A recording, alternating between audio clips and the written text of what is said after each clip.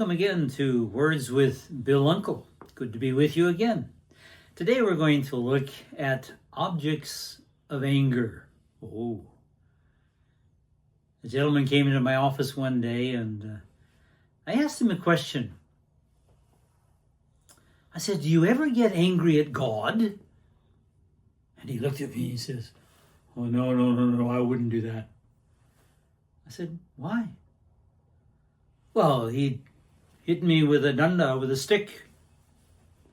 I said, "Oh, so your God is a vengeful God, one that would discipline you with the rod and the stick and punishment."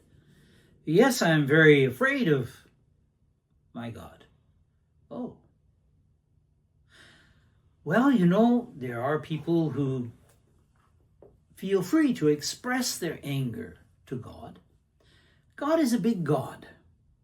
And if anyone can handle my anger, guess who it is? It's God.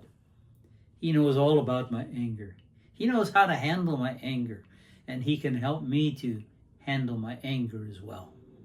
So we're going to look at some of the objects of anger. And the first one, the one we just talked about, is, do you ever get angry at God? I want you to, as we go through this, to also ask yourself the question, when I do get angry at any of these objects, how or in what manner do I express my anger? Do I do it verbally, physically, emotionally, psychologically, spiritually? How do I express my anger toward that object? So the first one was God. And the second one is, what about your children? You ever get angry at your children? And if so, how do you express your anger to your children? Do you get violent, abusive? Are you verbally abusive to your children sometimes? There are many ways in which we often express our anger toward our children, and then we regret it later because of the message that it gives to them. And then, of course, there are other things as well that we often get angry at. Maybe it's my spouse. We often call our spouse our better half, but often we don't treat them as the better half. We treat them sometimes with anger, abuse, verbal, physical, however it may be. It's not really being very loving and kind and tender and compassionate to it, but they are often the object of our anger. And I often wondered, why is it that we often hurt the one who loves us? Why do we hurt the one who loves us? Is it because we simply take advantage of them and think that, hey, you're married to me, therefore you have to put up with me and my anger and my emotional ups and downs, etc., rather than work with them and ask them to help you work through your anger and your anger moments? What a different approach that is. Then, of course, there are those who are in authority. Oh my. So have you ever been pulled over by the police? And you roll down your window and you wonder why they pulled you over. And you have a smile on your face and say, "Yes, officer. What can I do for you?" "Why did you pull me over?" "Well, let's see, you were speeding." I remember one time I was pulled over by an officer, and for the life of me, I couldn't figure out why they pulled me over. And I rolled down the window and I said, "Yes, officer, what can I do for you?" And she said, "Well, you didn't use your blinker to change your lane." And I thought, I'm very careful about using my blinkers for changing my lanes. But if you say so, okay, I guess I must have done that.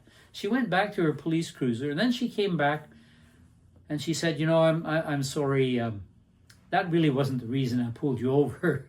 She said, the reason I pulled you over was that your license plate number was one digit away from one we're looking for. I thought, oh. She said, "Where are you headed for?" I said, I'm going to work. "Oh, what do you do?" I said, "Well, I teach anger management." I said, "Oh, the police force needs you."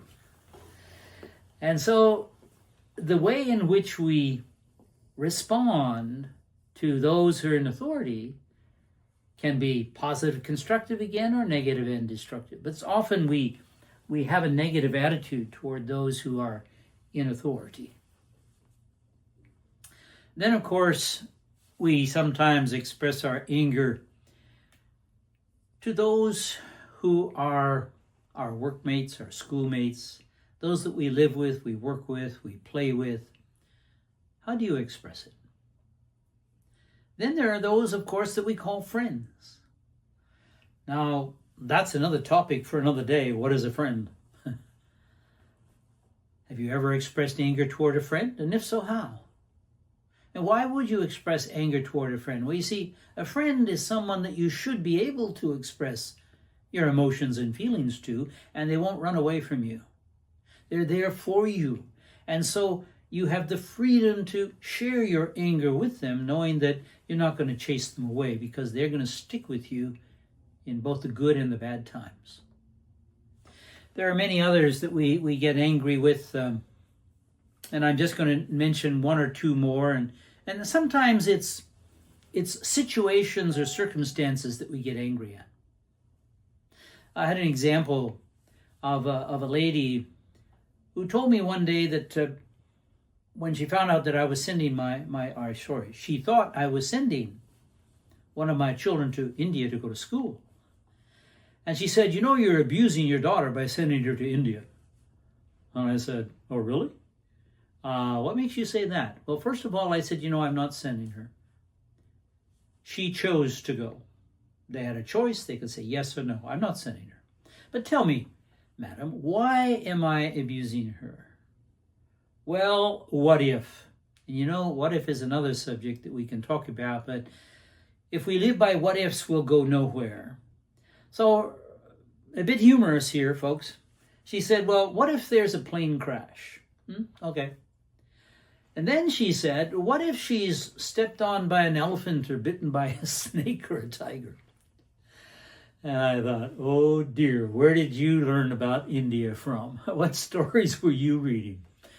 And I thought to myself, I looked at her and I said, madam, I don't think you should go to work today. Why?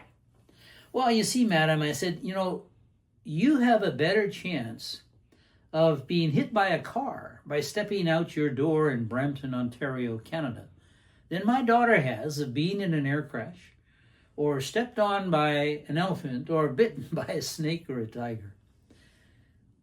Well, she didn't like that. She huffed and puffed and off she went, very angry that I didn't go along with her in her what if. So sometimes it's situations, circumstances, we develop fear, we develop the what ifs, and therefore we get angry at the situation that may be holding us back. Now you see, this lady wouldn't let her daughter go to India and experience a year in a school in a foreign country simply because of her what ifs. She was angry. Then, of course, we might end up with about others and strangers. Sometimes we get angry at someone who's on the news. We don't know them. We hear about them. We know about them from what we hear in the news, but I don't know them personally. But man, I can get really angry about them. What they're doing, what they're saying, how they're behaving, their injustices that they might be producing, whatever it might be.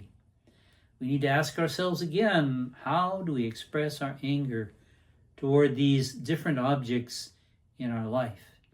And how can I change?